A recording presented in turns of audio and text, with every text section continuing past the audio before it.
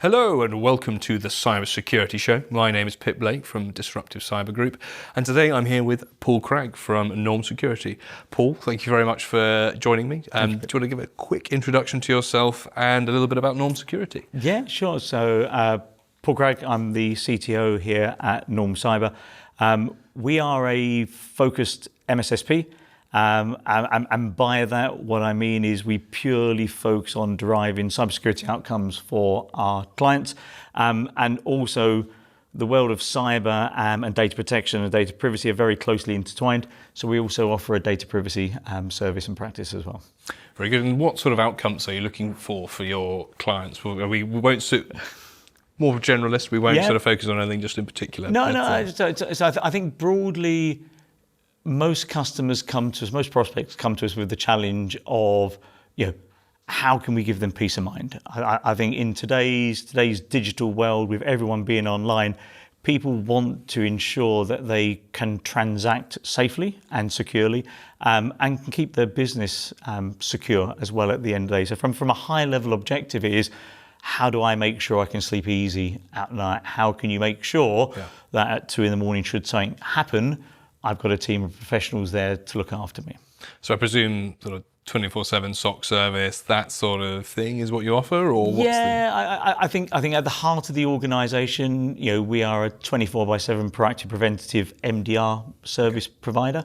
But I think, like with most organisations, one you've got to keep evolving. The digital landscape doesn't stay still. The threat landscape doesn't stay still as well. But rather than just focusing on products, it is trying to drive that outcome. So you can't really deliver a true MDR service unless you understand the attack surface. So you've got to provide vulnerability management. You've also got to look at that in cohesion with, how do I educate my staff and my users within the organisation? How do I make sure those are doing the right things? And then also from an organisation perspective, you've got to have the appropriate policies and procedures within the organisation. So you've got to look at cyber in a very broad and holistic approach, rather than just for a single lens is how we feel you've got to challenge that. Well, you mentioned a couple of things there. I actually specialise in the education piece, but so we'll park that one for the moment. But in terms of the threat landscape, what are some of the things which are most prominent that you're seeing at the moment, or the biggest threats to your evolution to the threat landscape that you're seeing for your clients? So I think the last 2 years has very much been, predominantly focused around ransomware. Ransomware is still the largest attack vector. So as well as our MDR service, we also provide incident response service and capabilities. So we get a lot of engagements from clients that have suffered an initial breach. There's ransomware within the environment today, and I think the things that are driving ransomware is the ability to deploy ransomware is far easier today, and therefore you've got more opportunistic criminals that are now looking to take advantage of that. Yeah. So they say the average campaign costs around about £1,000 to run. Wow. So it's a simple return on investment strategy that they're running. So that just ramps up. So complexity low, very easy market to get into. And of course, it's all done behind a screen. So it's a faceless crime predominantly. And in terms of the organisations, are they coming to you after that they've encountered today? They've got sort of the big screen of death saying that you've got to pay us hundreds of thousands of Bitcoin into this particular wallet. When do they come to you? Is that typically when organisations approach you, or is it do you see organisations taking a more proactive approach and maybe help that you're coming in to do vulnerability assessments and things before they have the screens of death? I'd love to say it's the latter. Our view is prevention is always much easier than cure at the end of the day. We kind of feel that organisations buy cybersecurity fall into one of 3 broad categories. They're being told they must do from an external influence. So that could be external shareholders, it can be customers, it could be supply chain orientated. You've got those organisations where all of a sudden, Dave in IT has woken up on a Monday morning and said, do you know what? I absolutely need to do something proactive around cybersecurity. those are the unicorns. And then there's the third category, which is those businesses that unfortunately have suffered an incident or a near miss from an incident perspective. And we get engaged with those customers either during the breach, so something's bad happening, so you're there to steer them through the murky waters of incident response, or as I said, they've had a near miss, and let's not let a good crisis go to waste. We'll then look at things that they need to do. Yeah, I think especially if you've had a near miss, it's great, and you're not having to spend the cash on the remediation costs. Yeah. But ultimately, you're still a bit of a wake-up call. Utilise some of that, or apply a bit more budget towards sort of a preventative approach than the cure. It focuses the mind. It definitely focuses the mind. I think the cyber industry, it's got a lot better over the last 2 years, 18 months. But it was an industry that was shrouded around FUD. So there was always this fear, uncertainty, and doubt. And I think buyers kind of became a bit numb to it. Yeah. So we always lead our messaging and our conversation around how can you actually put the appropriate controls within an organisation and accrete value back to that investment. So the fact that you take the appropriate proactive steps around cybersecurity, well, you're a trusted pair of hands, so make some noise about that to customers. So to try to bring in additional revenue streams from that investment that you're making. So it's not just a... So it's a positive experience rather than a negative. And I think there's enough fear-mongering stories out there. There's so many cyber attack reports that are going on a daily basis. Certainly from a UK perspective, I think, and I mentioned this in a lot of, I think the way that the British Library shared their story, almost sort of like the forensic report, or blow-by-blow account of what happened, is great for the industry, just because that sharing piece hasn't necessarily been particularly forthcoming within, and maybe there's an element of embarrassment around it, that sort of thing. And I do understand. I do understand that. But is there? Maybe that's something to ask. Is there an element of sharing amongst the experiences that you have with your clients? I know, obviously, I imagine there's watertight NDAs and things like that. But so maybe a bit of a silly question. But can you encourage them to sort of share their experiences with others? So we do within the Norm forum. Yeah. So we try to get customers talking amongst each other, because provide that strength in depth at the end of the day.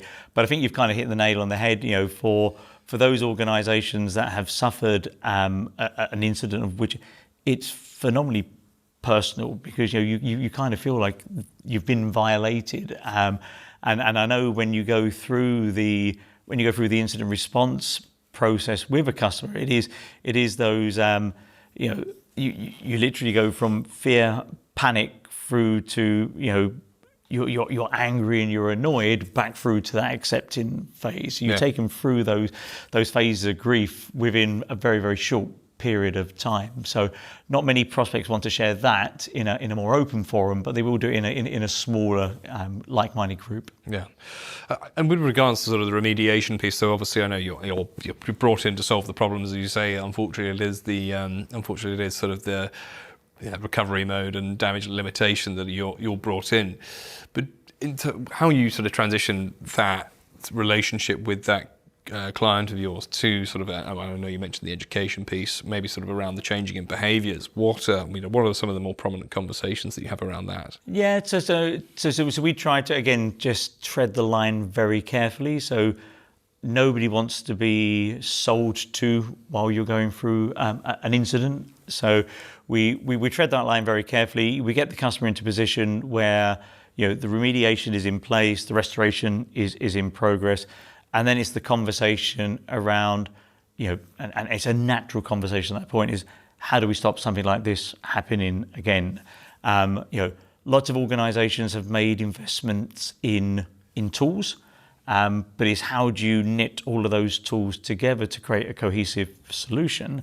And then, to your point, the most important, the biggest risk we all face is the soft, squishy interface between the keyboard and the chair. It's the human. So how do we distill a positive experience for the users, and how do we take them onto that cyber journey? And education is paramount to that. And we look in a way that you've got to try to shift the behavioural patterns. Information security training has been around now for 15, 20 years or so, but the biggest initial incursion point is still the human. It's still someone's clicking on an email link, or someone's opening the door and letting someone come through. And I think that's more of a quintessentially British problem. We're too polite, so we don't challenge people as much as we should. But you've got to try to bring that into a whole cultural piece around distilling good cybersecurity practice within the organisation and within the human. And what we find works really well is making it personal. If you can bridge that persona between the business persona and the home life persona, and actually what you learn here is just as relevant in your personal lives, then it makes it slightly more sticky for us as individuals. And obviously not without selling to customer during a sort of a crisis. How, obviously for that particular organisation, maybe the C-suite, it's a disaster. They know that they need to, but how do they, how do you work with to make sure that for say that top-down approach? How do you sort of get it through, sort of right to the all of the echelons of the organisation, so that they can, so that everyone is kind of having a behavioural shift? So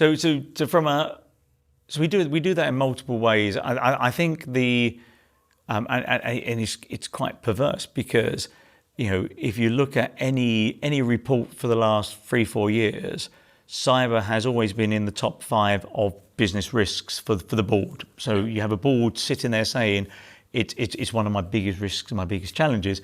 Yet when the IT chap stands up in the board meeting and talks about cyber, if he gets 30 seconds airtime before they start glazing over and looking away and looking at their iPhones, you'll be lucky. So we've designed a service that has that top-down approach. So one of the main outputs of our service is our monthly board pack that you can literally pick up. It's got a simple empirical number, which we call our cyber resiliency score, which allows us, as well as the IT function within that organisation, to communicate, very akin to your credit score, clearly communicate where the business is today, and most importantly, what are the steps that they need to take over the next 30, 60, 90 days to improve that score. So how do I go from a 50 to a 52 to 55, trying to eat that cyber elephant one bite at a time at the end of the day.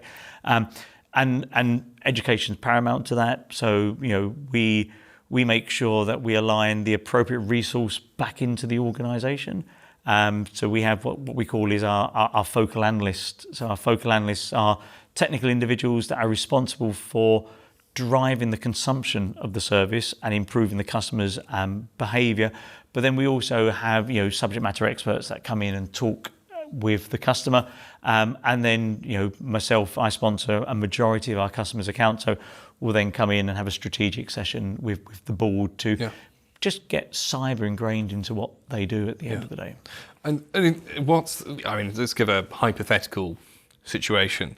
So I know if we sort of say it's one of the unicorns which have come to you to sort of say, hey, actually we do need to do more about cyber. How do you, what's the best way to convince board that look, actually you do need to, at the board level, that you do need to apply some budget to cybersecurity, depending on whether it's sort of services or just general cyber hygiene? So I think making sure you focus, again, a bit cliche, focusing on those outcomes. If you are going to operationalize your security operations within an organization, it's a massive burden on the business. And I think everyone today realizes that IT is not an overhead within an organization. It is actually an enabler for a business to go to market quicker, drive innovation quicker, open up new markets, drive new product and services. So us taking away that operational burden of cybersecurity allows the internal IT teams to contribute value back to the organization. And it's really communicating that back to the board, which is, you've got expensive resource within your IT department, but they're spending 80% of the time just keeping the lights on. Well, we can do that for a fraction of your cost. We can do that 24 hours a day, 7 days a week, because in this day and world, the bad guys don't sleep, unfortunately, and therefore your IT team can accrete value back into the organisation and keep you happy as a board and the shareholders happy at the end of the day. So I suppose you're going in and sort of saying that maybe I'm just using your tagline. One of the outcomes is to be reassuringly dull cybersecurity. Absolutely. So how does that say, look, we just don't want any incidents, we don't want anything, so you give it to us, and this is this is the main outcome. Is that sort of and that's a very double-edged sword.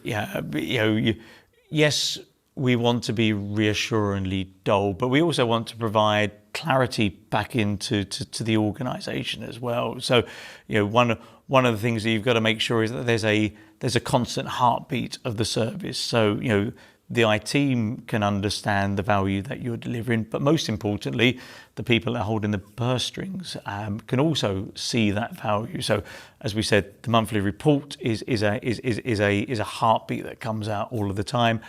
We have a customer portal which is called Smart Block, which again visualises that risk back to both the IT teams, but as well out to the senior management team. It's about getting that balance between no noise and adding value in the conversations that we drive as well.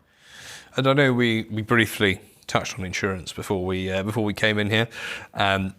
I suppose part of the process that you have is that I imagine there is someone within the organisation, I imagine someone within their legal team looking through their insurance policy as and when screens have locked up and that sort of thing. Are you sort of reasonably essential in that sort of process and guiding them through that element of the conversation as well?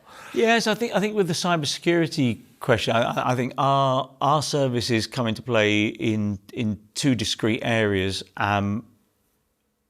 Subscribing to our service can definitely allow easier insurability for the organisation.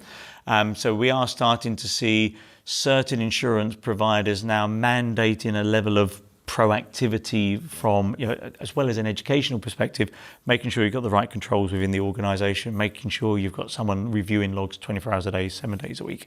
And then if something bad were to happen, then of course, normally the insurance provider will have their own IR function, and they'll want to control that resolution. But what we find is that our customers like us to come in and work alongside the insurance provider's IR team, mainly because we know that environment better than a third party coming in relatively cold to those environments.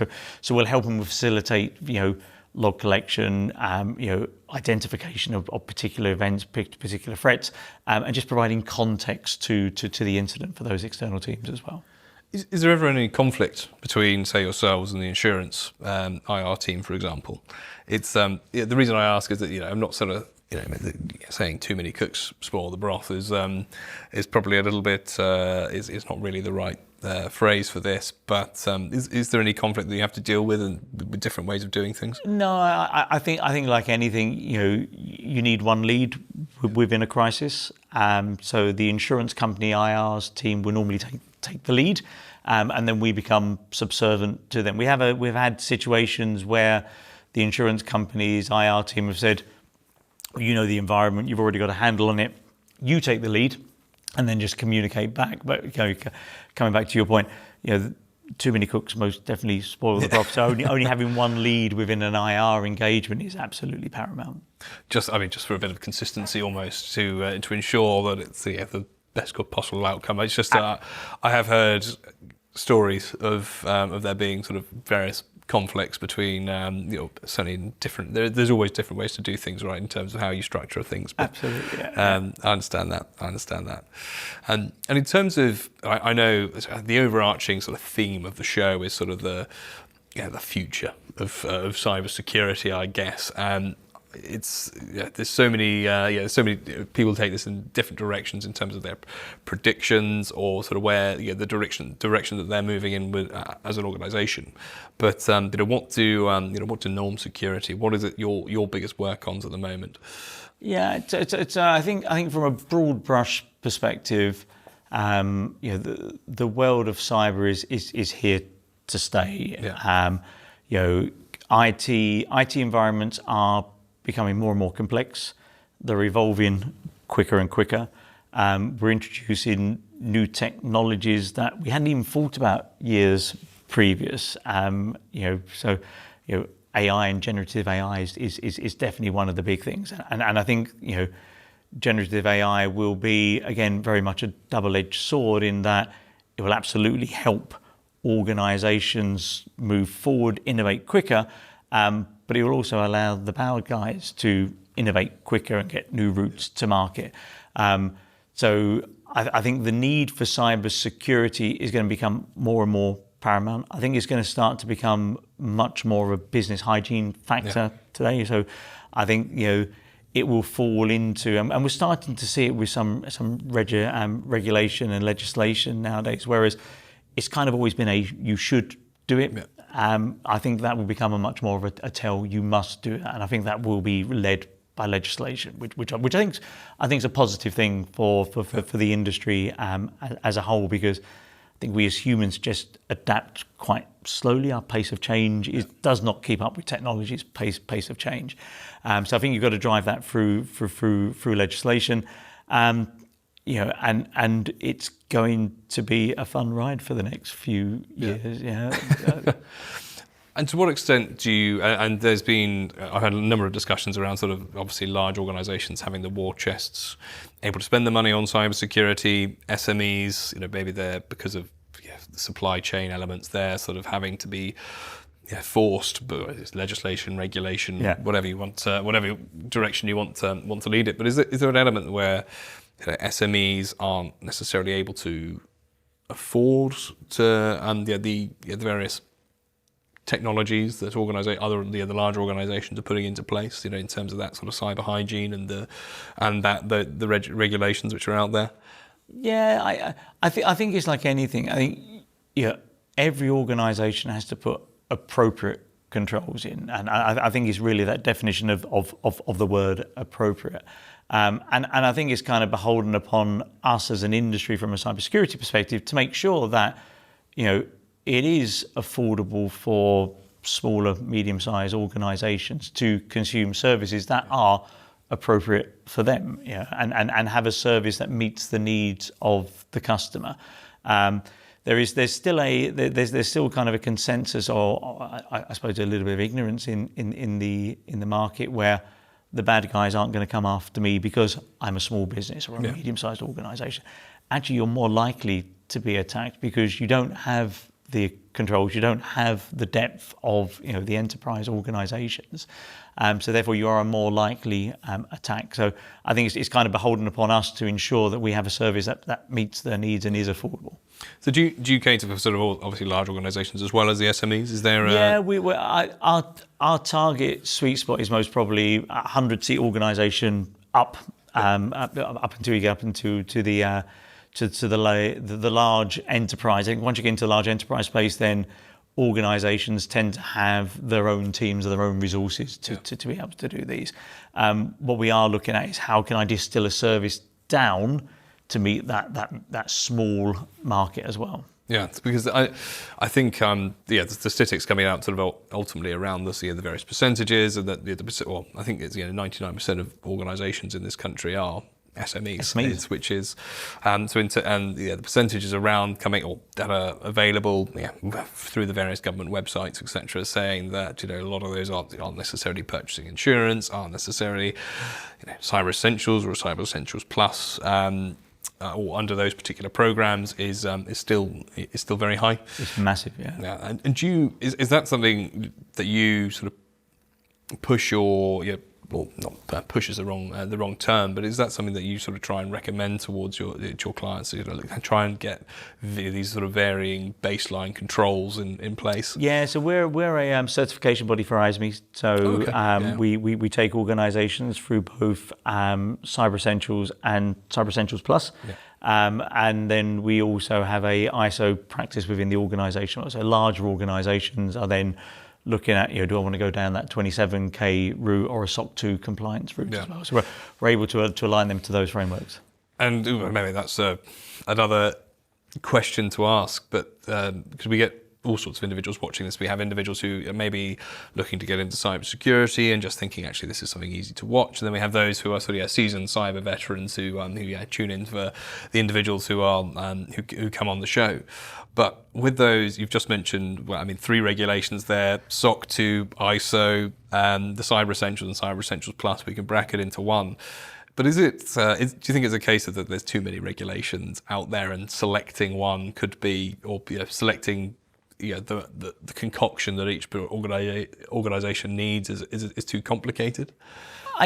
I think people do get confused, and I think there is still a perception that the route to entry for certain paths is prohibitive, or that's only large enterprise that would go on an ISO journey. But supply chains changing that behaviour. So we are now seeing within supply chain it becoming mandatory that you have a minimum of CE. That benchmark is now moving up to CE plus in a lot of procurement routes to market that we're seeing. ISO 27K is following hot on the heels of that. SOC 2 is predominantly US focused, so any organisations that are looking to break into the US, then they'll look to SOC 2. But I think if you look at how they all map, there's a massive degree of commonality. So my recommendation is always start with the one that you think is easiest to achieve for you. And that really depends upon who's driving that compliance mantra within the organisation. So CEC plus, if it's the tech lead driving that, then actually the tech lead can put his arms around the whole of the organisation and drive those change. If you're looking for more of a business-wide transformation and ISO, then it's you've got multiple stakeholders within the organisation that need to partake, but pick a standard, work to it, because it's going to improve the posture of your organisation massively. Because I know it's been a comment generally that there's so many. There's always someone comes out with another standard to rule them all. But actually, you've just created another standard, which if it gets written into any sort of mandate somewhere, it's just another standard for organisations to sort of map to, which isn't necessarily what we want. And I know it's something that the UK Cybersecurity Council have been working on and commenting on, and naturally there's their own standard, which they're coming out with chartered cybersecurity professionals. There's a cyber body of knowledge, or CyBOK.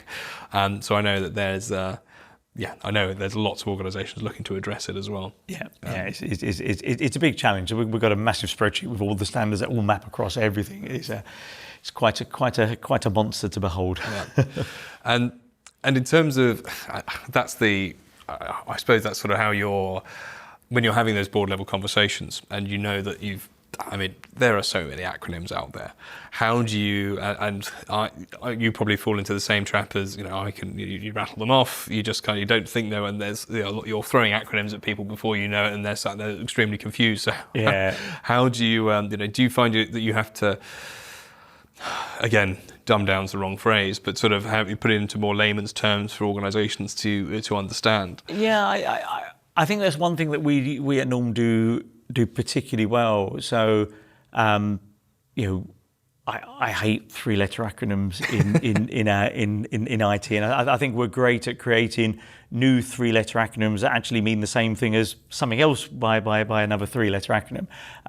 Our focus when we're talking to any individual is that you talk in the language of the business. So if you are talking to an IT individual, then you can take a more technical persona and get into the detail. If you're talking to the finance individual, then how is this service going to benefit them from an organisation? How do they get their ROI on this?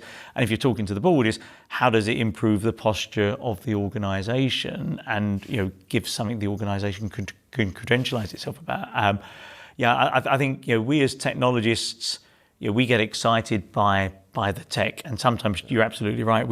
We get wooed by that, and we go into the 3-letter acronyms. But we pride ourselves on talking in the language of the business as much as we possibly can.